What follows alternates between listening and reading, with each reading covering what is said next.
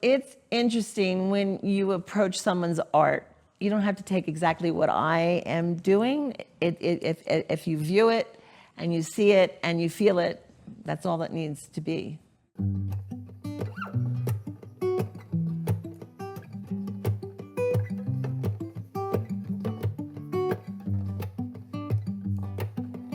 Art has always been a part of my life. I knew by high school that that's what I wanted to do and got my BFA, and I opened an art supply store back east, which kept me busy and kept me learning. And I had a studio and kept working, and then 28 years ago, my family and I moved here, and we had an art supply and gallery. And so I come from Philadelphia, which is a premier mural place. So we started a mural program that was very youth-based.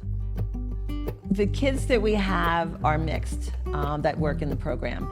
In the very beginning, we worked with the juvenile probation folks. So the kids were there because they had to be there.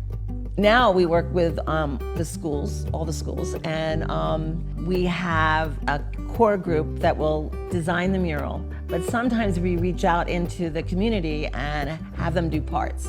And so over the years, I have worked with thousands of kids in different contexts. Thousands of kids have had some piece in a mural. I have 3 spaces in here. The front space is a gallery. The middle space is technically my studio, although it overflows with the youth murals. And the back is a hall for the youth murals, totally. I rotate through several things. Either I'm doing gallery work and paperwork, or the youth mural work and paperwork, or I'm painting. And the subject matter in my art changes, but basically I start with a grid, and then I go back and forth with the imagery, and I have symbols that I use within the grid, and their styles vary. So sometimes the grids are on the side, sometimes they're all the way through, and sometimes they're not there. Yeah, I cycle around with different ideas. I even painted my doodles. You know, I've blown them up and painted them and done them in that same context. And that allows a freedom and a looseness that I don't get otherwise, but it's fun. One of the challenges when we start to design a mural is to get the kids to think bigger, that you're catching someone's eye from a distance. They'll come up close and look at stuff, and you'll have stuff to engage in there, but they need to be engaged before they ever get to the mural.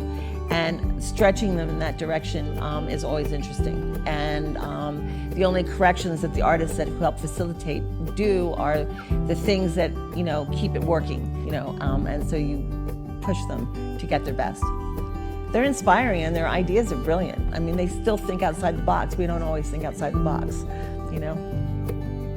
No, I can't imagine a time when I don't do art or aren't involved in art in some way. And I'm getting to an age where I'm thinking about what my next steps are, that at some point I will retreat and go home, but I will have a studio and I will still be painting, and I will probably still be involved in the mural program, maybe not in the same level.